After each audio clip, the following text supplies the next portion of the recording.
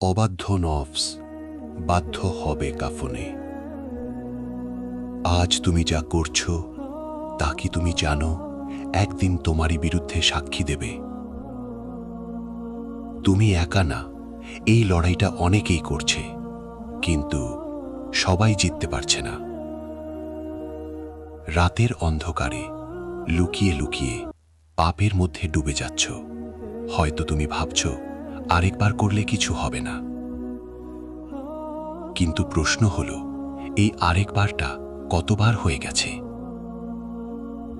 হস্তমৈথুন, porn আসক্তি, চোখের গুনাহ, মনের গুনাহ, এগুলো কি শুধু অভ্যাস? না, এগুলো শিকল। একটা শিকল যা তোমাকে ধীরে ধীরে দুর্বল করে দিচ্ছে। তোমার ঈমান, তোমার মন, তোমার ভবিষ্যৎ, সবকিছু। তুমি কি জানো এই পাপগুলো তোমাকে কতটা ভিতর থেকে ভেঙে দিচ্ছে?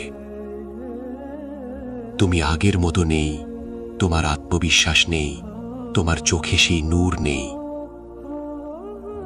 আর তুমি বুঝতেও পারছো না তুমি হারিয়ে যাচ্ছ। কিন্তু একটা কথা মনে রাখো, অবাধ্য নফস একদিন বাধ্য হবেই। প্রশ্ন হলো, আজ তুমি নিজে থেকে বদলাবে নাকি কাল বাধ্য হয়ে? তুমি দুর্বল না, তুমি শুধু অভ্যাসের বন্দী, আর এই অভ্যাসটাই তোমাকে বারবার হারাচ্ছে। শয়তান তোমাকে বলে তুমি পারবে না, তুমি কখনো বদলাতে পারবে না, কিন্তু এটা মিথ্যা। তুমি চাইলে বদলাতে পারো, তুমি চাইলে ফিরে আসতে পারো। হ্যাঁ, কঠিন হবে, অনেকবার পড়ে যাবে, আবার সেই পাপে ফিরে যাবে, কিন্তু যে বারবার পড়ে গিয়েও উঠে দাঁড়ায় সেই তো আসল যোদ্ধা। আল্লাহ তোমার চেষ্টা দেখেন, তোমার লড়াই দেখেন।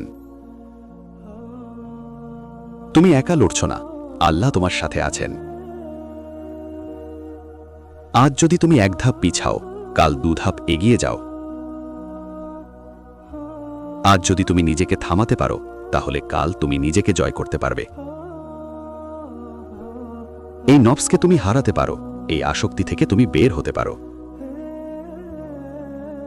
শুরু করো ছোট থেকে, একদিন, দুদিন, 3 দিন। দেখবে তুমি বদলাতে শুরু করেছ।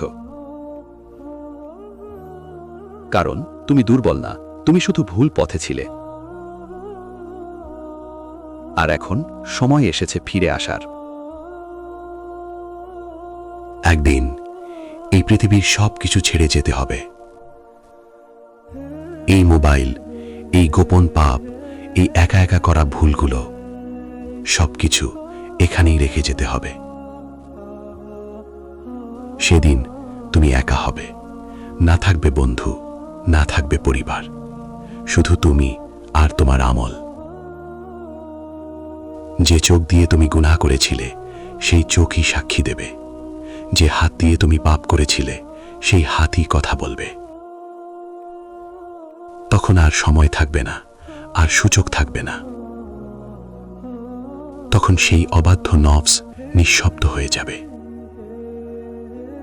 অবাধ্য নফস বাধ্য হবে কাফনে। তাই আজই ভাবো, আজই সিদ্ধান্ত নাও, তুমি কি এইভাবেই থাকতে চাও নাকি বদলাতে চাও? একটা সিদ্ধান্ত তোমার পুরো জীবন বদলে দিতে পারে। আজ যদি তুমি নিজেকে থামাও, আজ যদি তুমি আল্লাহর দিকে ফিরে আসো, তাহলে এখনো সময় আছে। কারণ আল্লাহ এখনো তোমাকে ডাকছেন। ফিরে আসো, যতদিন শ্বাস আছে ততদিনই সুযোগ আছে।